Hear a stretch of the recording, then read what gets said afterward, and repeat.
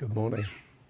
Today I'm still in Tintagel in Cornwall. This is the third and final video of the Tintagel mini-series, and in this one I'm going to show you I'm going to have a walk down the main street of the village and also show you some buildings of interest that I didn't feature in the first two videos. So let's go. So we're going to take a stroll along the main street of Tintagel village. There are a couple of places along here that I'm going to visit later, but for now I'm just going to give you a feel of the place. I've got an oldish copy of the rough guide to Devon and Cornwall, and it's very uncomplimentary about Tintagel village. It describes it as, for the most part, a dreary collection of cafes and B&Bs, which I think is a little bit unfair. I think it's very unfair. There are some pleasant places to stop. There are some decent pubs, places to eat. So I think that is incredibly unfair. Anyway.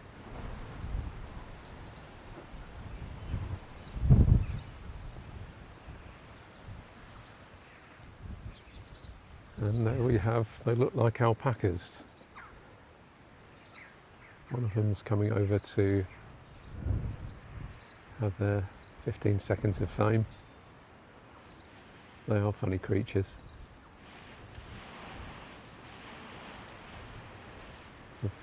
I haven't got any food, sorry.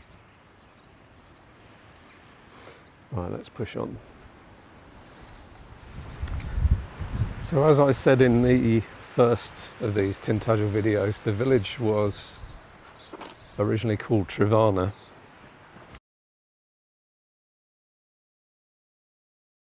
And it changed its name to Tintagel in the mid-19th century, which is round about the same time that Tennyson published his Arthurian poem cycle called The Idylls of the King. And I think with the expanding tourist industry around that time, I guess the village wanted to play up its Arthurian associations, and why not? So the name of the village was changed from Trevana to Tintagel. That building there with the spire is the Tourist Information Centre, or Visitor Centre as they call it these days. I haven't actually been in there because I haven't needed to, but I guess that's a useful resource if you're finding your feet on your first visit here.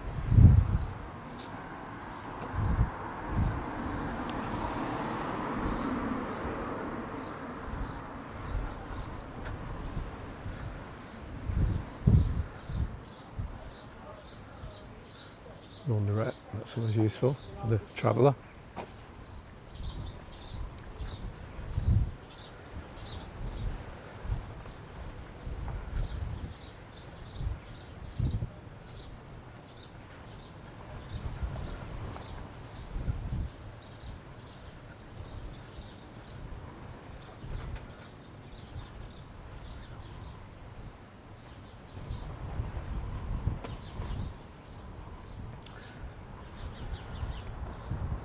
Little display here. I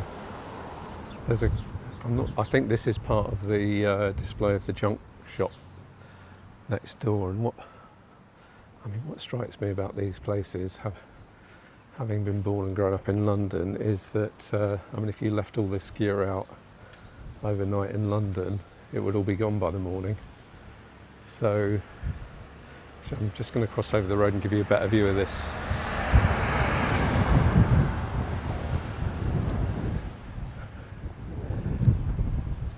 So that is a demonstration of a high trust society, which we still have in places. It's the Methodist Church.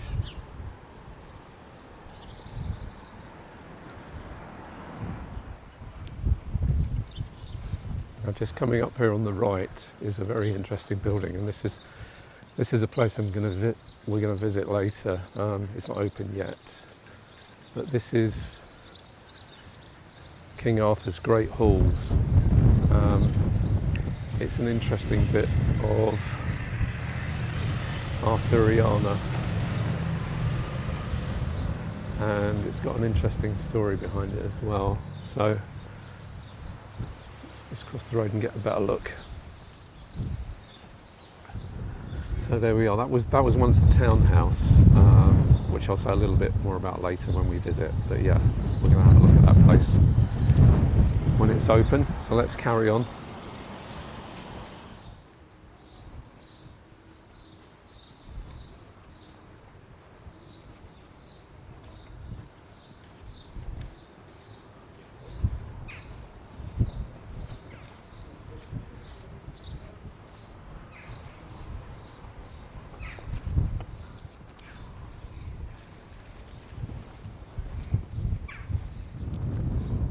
You wonders. I'm always struck by the number of sort of occult, esoteric shops in the West Country. I suppose it's inevitable with all the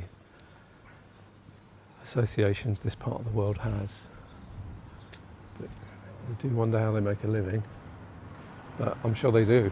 I'm sure they do very well out of the tourists. A couple more over there. Witch in the Wilderness. And the Silver Stone.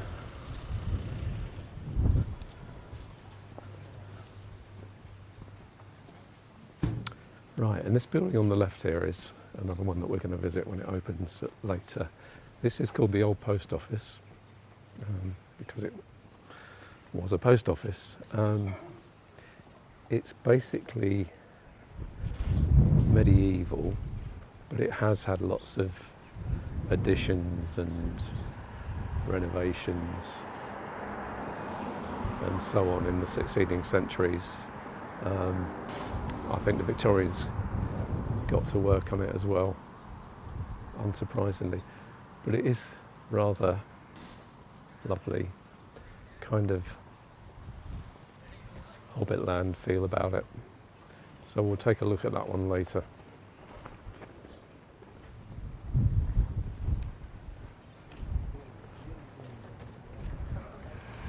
So we're almost at the end of the main sort of shopping, eating, drinking bit of the village, and as you can tell, it's very small. So what we're going to do now is take a left turn here, and we're going to head for that church that you can see on the horizon there. And that is the church, St Materiana. St Materiana is another one of those obscure early British saints. She was actually a Welsh princess. That's about all I know about her. So let's head down, away from the traffic.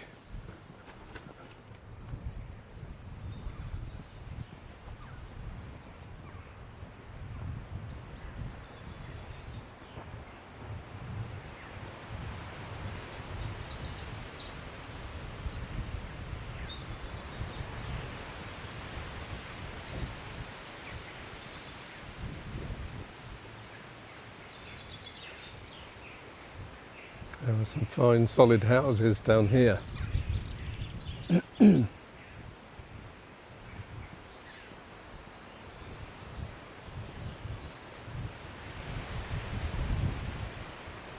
lovely garden there.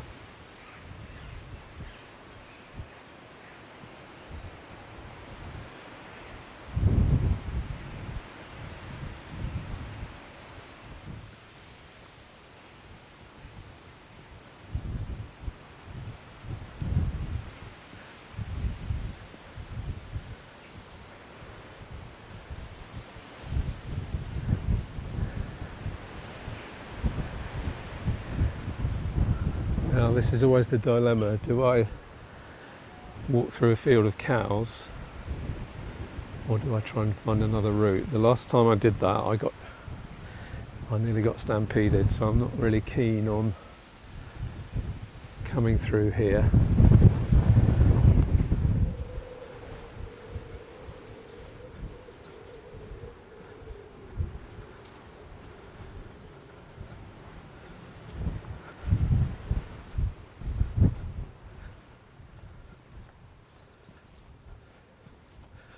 Oh, perfect. So this, I don't think the footpath would have got me here any quicker, so I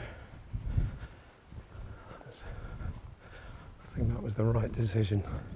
Yeah, as I said, I had, last time I walked through a field of cows, they got very jittery and then they stampeded, and I literally ran for my life and had to kind of clamber over a hedge to get myself to safety. And a few times before that I've had just bad experiences with cows in fields, so unless I know it's a route that's walked a lot and the cows are used to people, I really avoid it now, just because I don't want to get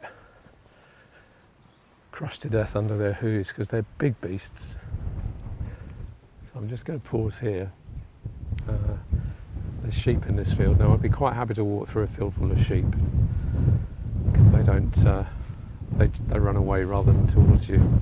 Anyway, that building that you can see in the middle distance, I think I pointed it out on one of the videos when I was at the castle.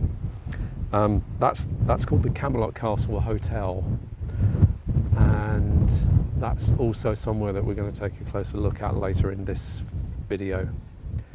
So we'll come back to that, but let's push on to the church.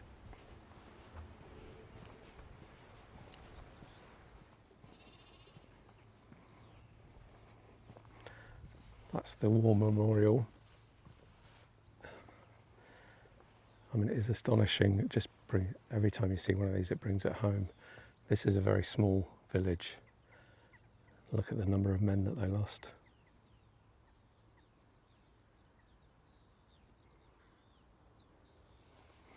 That's the Great War losses, and as you can see, the Second World War losses much smaller, but nonetheless significant for a village this size.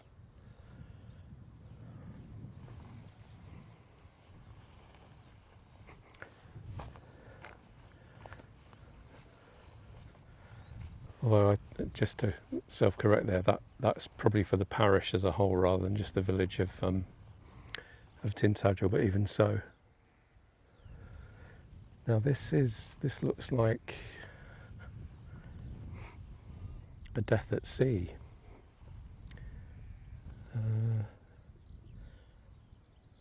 The Iota from Napoli, 1893, and this boy was 14 years old.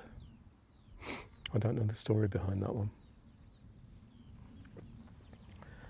And here's Peter Tansey, Who Am I? A legend lies here.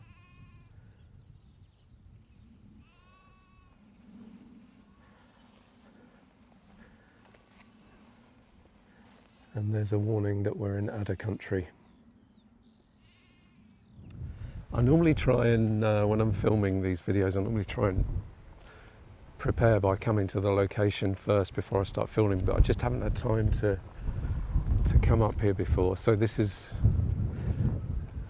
all new to me. So let's see. I mean, I hope it's open.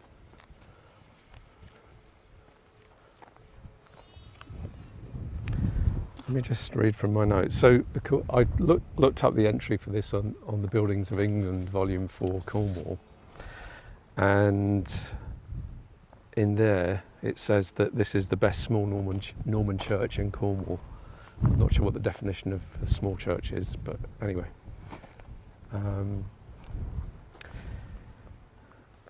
I think that tower is a later addition, but it's basically Norman.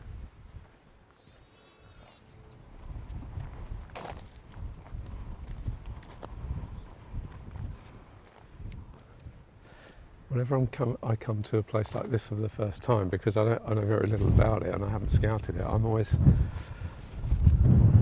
afraid I'm going to miss something that's interesting. So, and in fact, the Buildings of England entry, I mean, it's comprehensive as far as it goes, but it's quite short.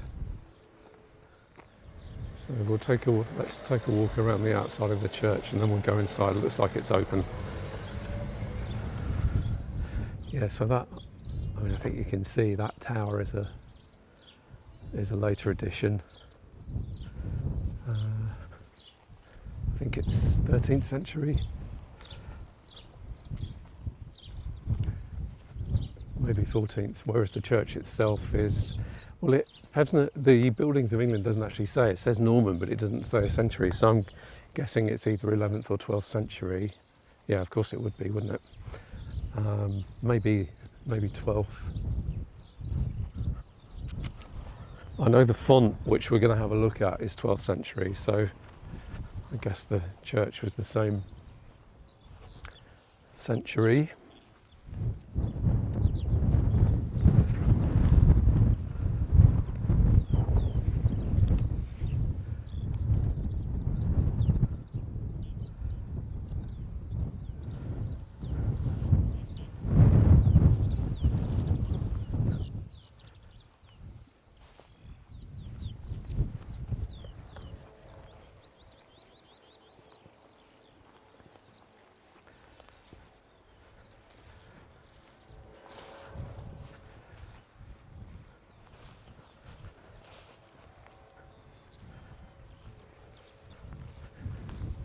The sun in my eyes here, so I'm trying to decipher what's on the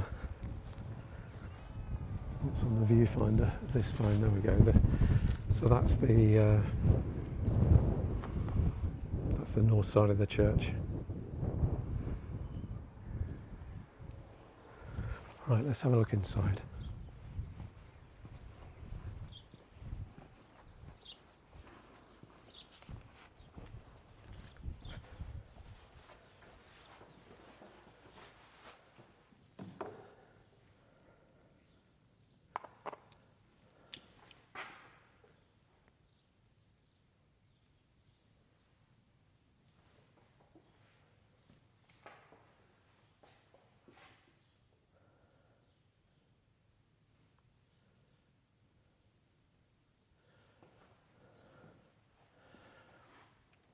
So this is the 12th century font, and one of the unusual things about this is that it's got legs, which you don't see very often.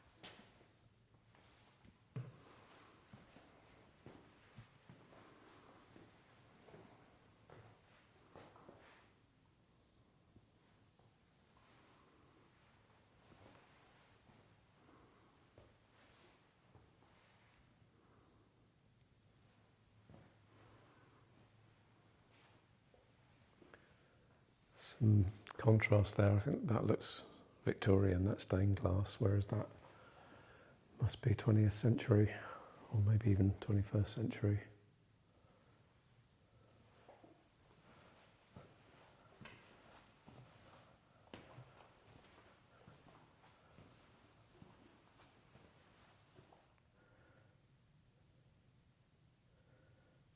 So this was an Italian bark which was wrecked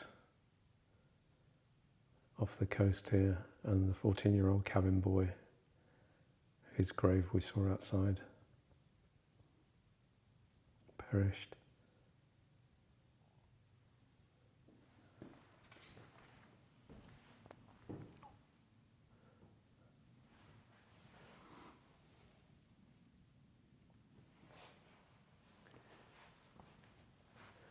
So this is interesting. So this is a Roman stone, apparently.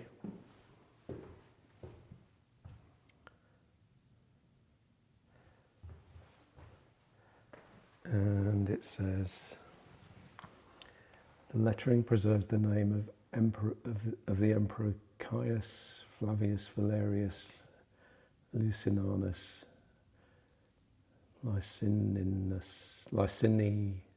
Licinius, I was stumble over these Roman names, put to death 324 AD.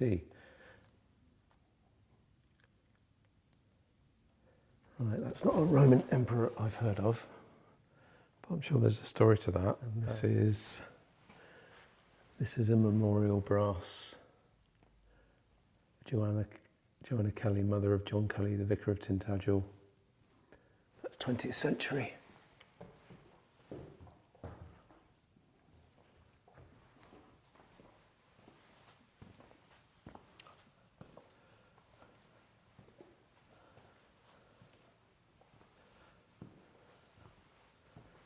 So that's a very quick look around the Church of St Materiana.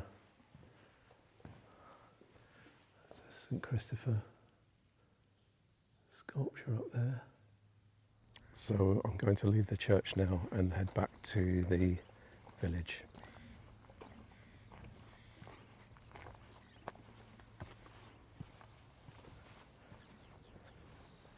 So I've come back up from the church into the village. And I'm back on the main street.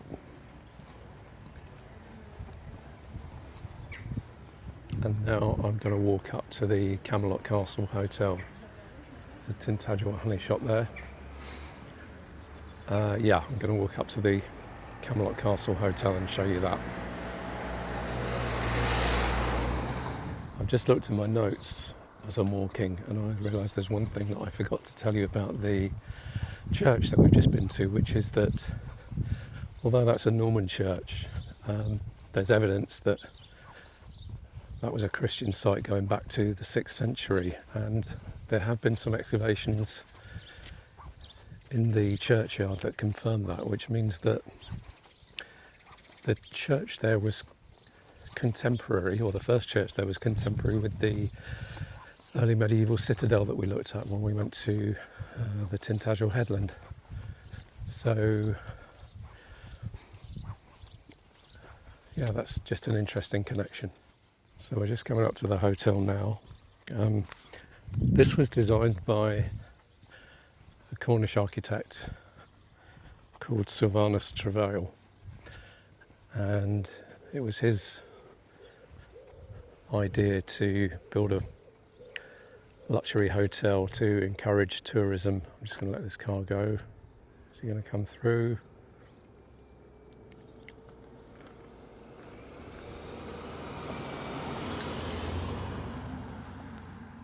So it was his notion to build a hotel to encourage tourism, build a luxury hotel to encourage tourism in this part of the country.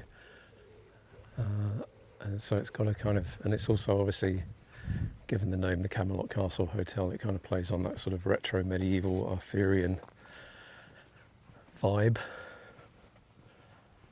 So let's walk around the outside just to give you a feel for the size of it.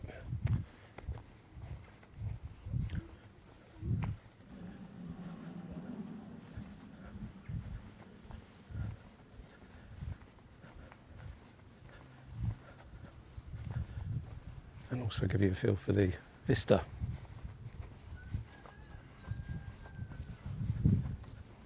Did I just hear a cockerel?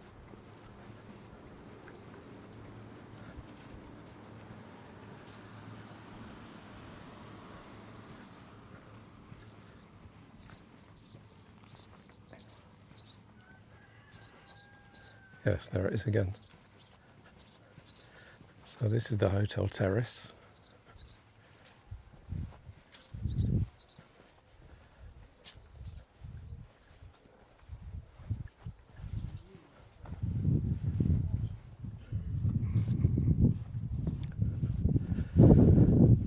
And over there is the castle remains.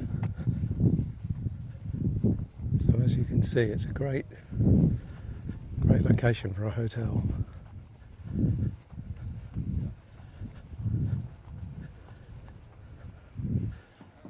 There's the church again.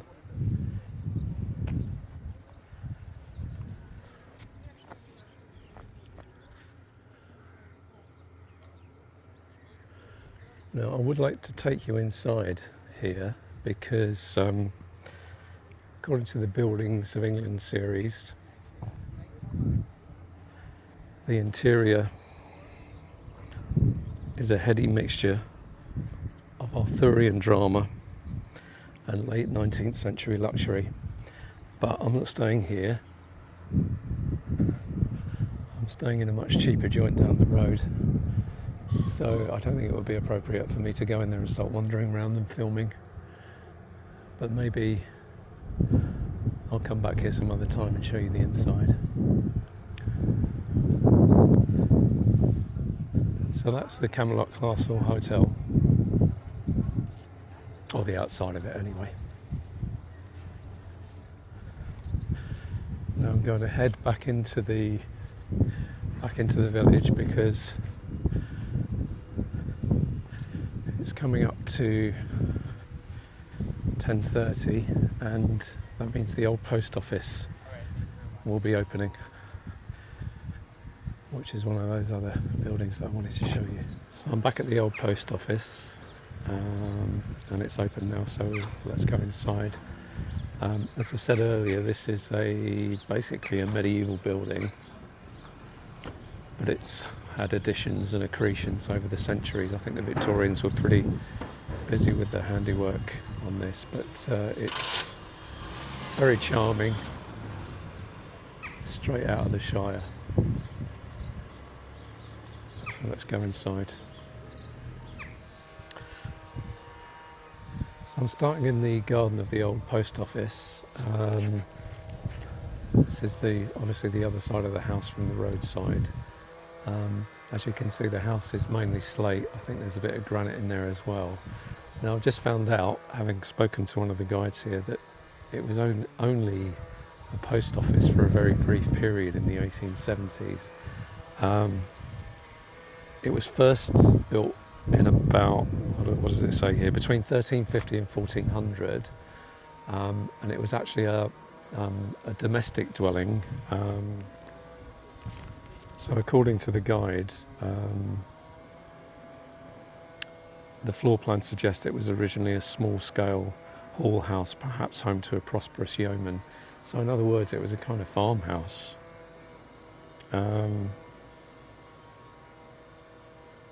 But as well as being a post office, it's been a grocers, drapers, shoemakers and dressmakers and so on. So it's had many uses over the centuries, which is probably not surprising.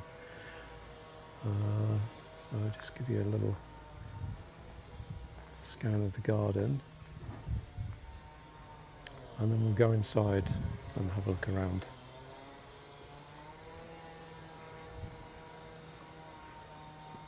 So this is what's called the Great Hall. This was kind of where the eating and entertaining was done. That's the fireplace there.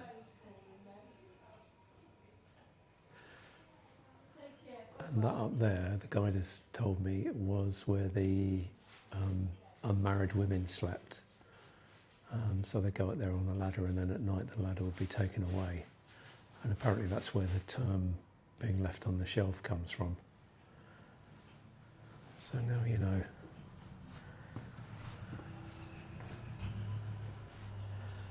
So let's go upstairs and have a look at some of the other, oh no, let's go around to the left here. So this is the parlour. Very cosy.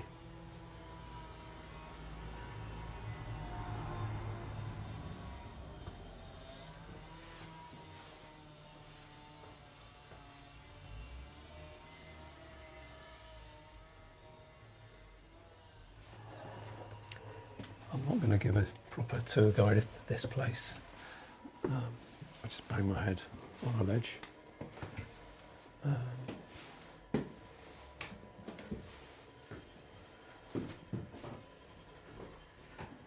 So this is a bedroom.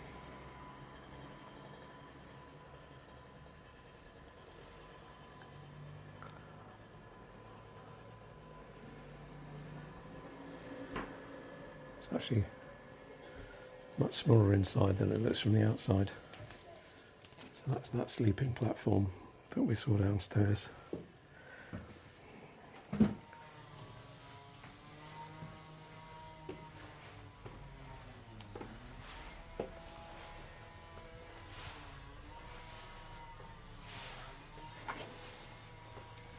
And this is the other bedroom.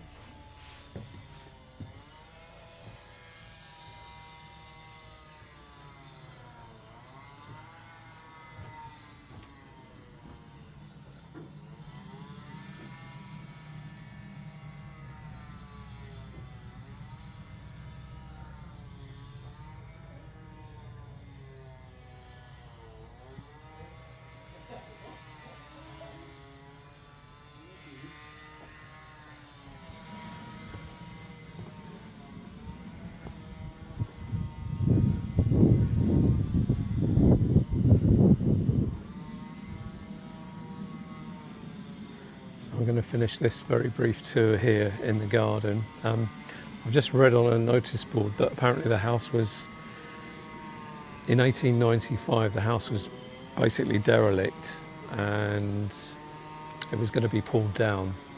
And there seems to have been a sort of local campaign, and it was restored. So I'm guessing a lot of what we see now is, as I said before, is kind of Victorian restoration. But I mean, I'm sure the basic structure hasn't altered that much over the centuries.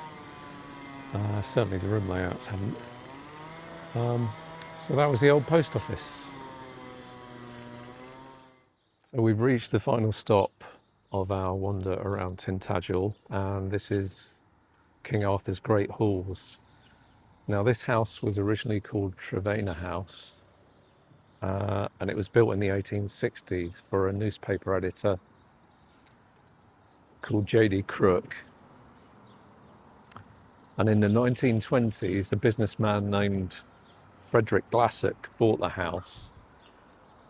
Now Glassick made his fortune in the custard business, and he sold the family firm to the very famous Bird's Custard Company. Came down to Tintagel and bought this house. He was very keen on the whole Arthurian mythos, and so he altered the house, and he added two halls at the back, a small hall and a great hall, and he renamed the house as, or the building, as King Arthur's Great Halls. And he set up an organisation called the Fellowship of the Knights of the Round Table of King Arthur, and he renamed it as King Arthur's Great Halls. So Glassick renamed the building as King Arthur's Great Halls, and he set up an organisation called the Fellowship of the Knights of the Round Table of King Arthur. And the organisation's purpose was to promote the Arthurian ideals of Christianity, chivalry, and so on. Unfortunately, the building of the halls was completed, I think, in 1933. Unfortunately, Glassick died 3 years later unexpectedly, and the fellowship was wound up. However, if you look, so the building was, I'm not sure what happened to it, but I know that immediately afterwards, but in 1952, it was bought by the Freemasons. And if you look, I'll just point out there, can you see that? It's going out of focus because of my finger, that Freemason sign up there. So this is now run by the local Freemasons, and they use the Great Hall for their meetings. So the the building isn't opened yet, but it will be open soon, so we'll go inside and take a look. Just come into what's called the small hall, and we're just about to watch a sonnet lumiere about King Arthur, so I'm going to stop filming now. So I've just come out of the small hall. I was told that I'm not allowed to film in there, which is fair enough, so I can't show you what's in there, but the part of the Sound and Light show is 10 paintings on Arthurian themes that Frederick Glasset commissioned from a painter called William Hatherell, and those are part of the Sound and Light show. It's narrated by Robert Powell in the guise of Merlin, and it's quite a good sort of canter through the highlights of the King Arthur's life. There's lots of Arthurian related objects on the wall here, probably some of them more Arthurian related than others. We'll come on either side of the what's called the Hall of Chivalry, which is the Great Hall. There are these arcades, which I'll come back to.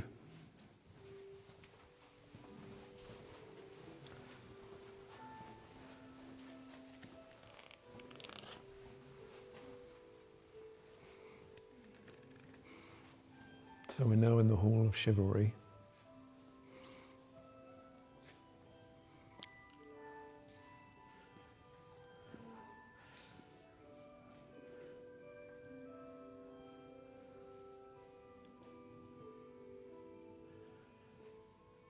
And I think apparently the idea of this Hall of Chivalry is that you start at that end, which is the kind of symbolising darkness, and as you move down the hall, you go towards the light. As I mentioned earlier, this hall is, the building is now owned by the Freemasons, and they use this hall for their meetings apparently, which is rather grand. Now, just a word about the stained glass in here. This was all done by an stained glass artist called Veronica Wall. There are 72 or 73 pieces in here, and it is absolutely fabulous. It's all on the kind of theme of obviously the Arthurian mythos, but also the virtues that Glasset wanted to encourage through his fellowship. I'm not going to go through every single one because obviously it would take forever, but it just gives you an idea of the glass work in here. Now, as far as I understand it, Glasset actually designed this place himself. I don't think he had an architect, I'm not sure, but according to the guidebook, he was a very demanding patron, and so there was quite a lot of hiring and firing. But when the hall opened in 1933, it was a grand event, apparently attended by people from all over the world. So it's an amazing example of what a man with money and vision can achieve. Again, there are various objects with some sort of Arthurian or medieval connection in these cabinets, which I won't go into. I'll just have a quick look over here. I think there's some memorabilia here. So that's a picture of Frederick Glasset, the man behind this. So I'm just going to take you down one of the arcades. So there's more stained glass in the arcades, and these shields symbolise the Knights of the Round Table. So, for example, that one there is Sir Pelleas.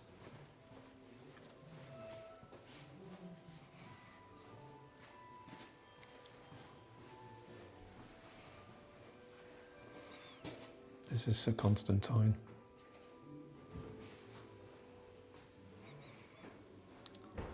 Sir Gaheris.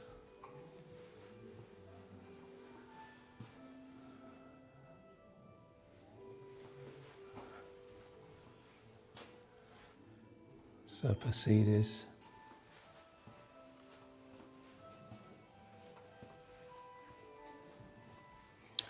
Sir Kay, and so on.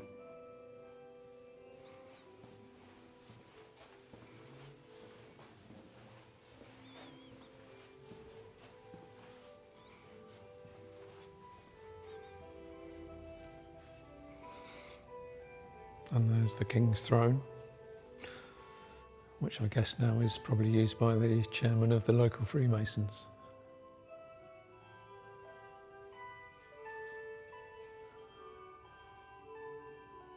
So that is a very quick look around the Hall of Chivalry. So I've stopped for a beer in the Old Malt House pub.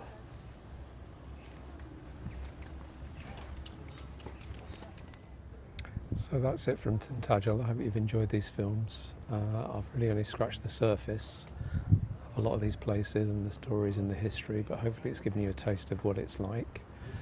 And thanks for watching. I hope you have a great day wherever you are and whatever you're doing. I've got a pint of Cornish